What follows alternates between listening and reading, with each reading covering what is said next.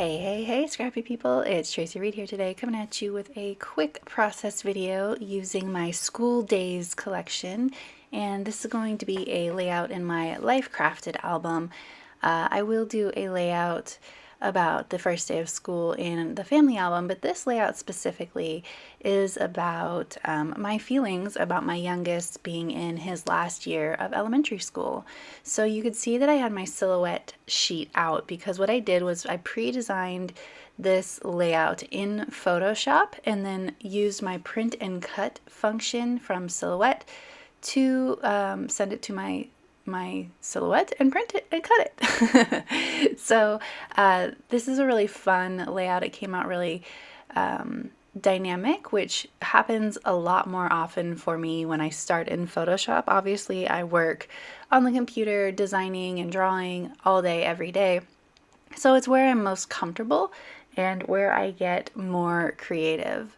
So I have this notched banner in the background, and then I have two notched banners that I'm sitting on top of it, and I realized that I accidentally printed the larger banners too small. They got reduced in size a little bit because I forgot to change my printer settings, so I just adapted and put my smaller or my other paper strips up higher so that they were more like what I designed in Photoshop.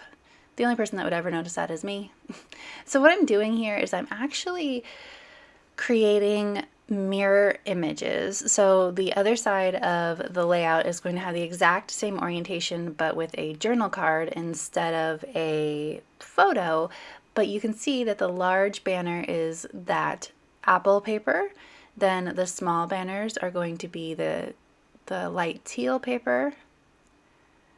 And then the background, the offset matte, where the yellow one is on the other side, is going to be the pattern paper in that blue color, and then the matte for the journal card is going to be yellow.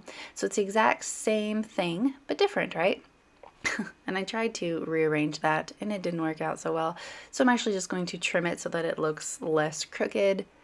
And then I'm going to offset this paper just like the yellow one, and then put this one down just like the photo. So now I've got a base for my layout. This is like where I'm starting. Maybe if I can put that down. There we go. So now I'm going to trim these off and then create some clusters on my layout. So one of the cool things about starting in Photoshop is that I can resize my embellishments so that they fit my page perfectly. So that is what I did with these. They are slightly smaller. They're either 75% or 50% of the sticker size on the sticker sheets, which works out to make this cluster a little bit easier. I also created this alphabet, this big red alphabet, in Photoshop too. The Dymo alphabet is the one that's included in the collection, but I needed an alphabet to contrast.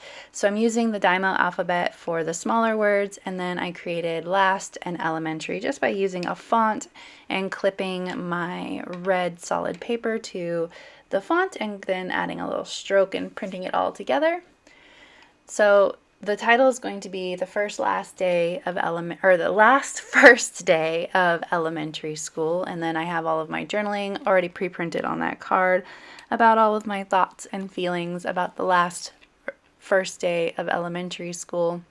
I added a little mask from the School Daze collection because he is wearing a mask and we are still masking this year, so it's still appropriate from my 2020 school collection.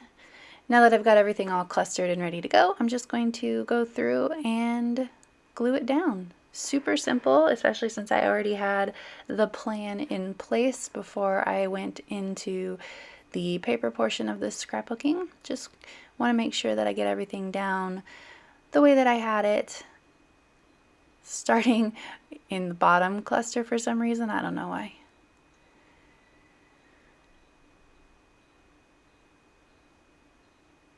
I love these paper airplanes. I think that they're just such a cute touch in these clusters in the corners. Also, it kind of leads your eye around the page because this one is going to the right and the other one's going to the left, so it kind of creates a frame for the whole thing that kind of like locks your eye in where it's supposed to go.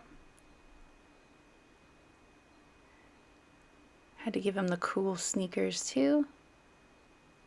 First day of the last year of elementary school.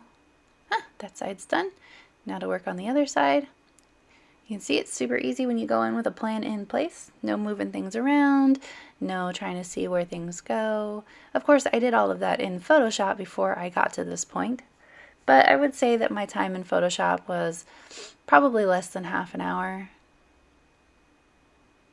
More trying to decide what I want my page to look like than anything else. Once I got this mirrored sort of layout arranged, I was good to go. Last cluster.